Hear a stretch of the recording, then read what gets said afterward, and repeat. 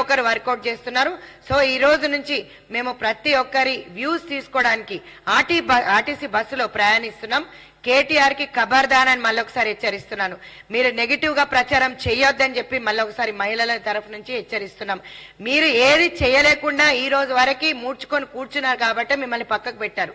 మీకు సంక్షేమ పథకాలు గాని ప్రాజెక్టులు గాని కాళేశ్వరం ప్రాజెక్టు కూడా చూసినప్పుడు మీరు ఎంత చొక్కగా కట్టారో చూసాము, ఎన్ని కమిషన్లు తిన్నారో చూసాము.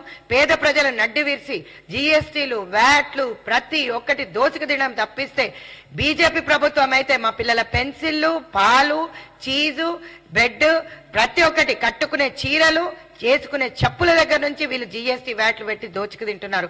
పెట్రోల్ ఇప్పుడు తగ్గు చేస్తా అంటున్నారు. మేము ఇచ్చిన మా ముఖ్యమంత్రి గారు అనౌన్స్ చేశారు పెట్రోల్ తగ్గు చేస్తామని చెప్పి అనగానే ఇమీడియట్ గా ప్రధానమంత్రి పెట్రోల్ పైన నిజంగా కూడా మేము 200 వరకు తగ్గు చేస్తా అంటున్నారు. అది తక్కువ చేస్తే చాలా సంతోషం. 200 ఉన్న పెట్రోల్ 100 రూపాయలు ఉన్న పెట్రోల్ మరి ఎంతవరకు తీసుకొస్తారు? మేము ఉన్నప్పుడు 60-70 రూపాయలు ఉండే, మరి ఇప్పుడు 120 రూపాయలు 130 రూపాయలు నడుస్తున్న పెట్రోల్ ధర మరి ఎంతవరకు తగ్గిస్తారో చూద్దాం. మేము వేసే ఒక్కొక్క అడుగు మీ సంక్షేమం కోసం అని చెప్పి మర్చిపోవద్దని చెప్పి ఒక మహిళా కాంగ్రెస్ అధ్యక్షురాలుగా కంటెస్టెడ్ ఎమ్మెల్యే గోషామేల్గా మీ అందరికీ విజ్ఞప్తి చేస్తున్నాను. ఏ ప్రాబ్లమ్స్ ఉన్నా మీరు మాకు కాల్ చేయొచ్చు, లేకపోతే గాంధీ భవన్ కి విజిట్ చేస్తే ఇక్కడ కంట్రోల్ రూమ్ కూడా ఉంది.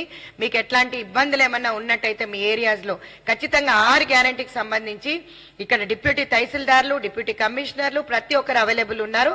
సో బస్ ప్రయాణం అనేది కించపరుస్తూ మాట్లాడి కడుపు మంటతో మాట్లాడుతున్న బీఆర్ఎస్ ప్రభుత్వానికి మళ్ళొకసారి చెక్కు పెడతారు మహిళలు. ఇది ఆలోచించాలి మీరు కూడా. కేటీఆర్ గారు గాని బీఆర్ఎస్ పార్టీకి గాని బీజేపీ పార్టీకి గాని లబ్ధి పొందుతున్నారు పథకంతో పేద ప్రజలు బిలో పవర్టీ లైన్ అంటే మీరందరూ సంతోషపడాలి, గర్వపడాలి. ఇంకా మీరందరూ కూడా వాళ్ళని ముందుకు తీసుకొచ్చి ఈ పథకాలు ఏ విధంగా ఉపయోగించుకోవాలని చెప్పకుండా ఇంట్లో కూర్చొని ఇట్లాంటి విమర్శలు చేయడం అనేది నేను ఖండిస్తున్నాను.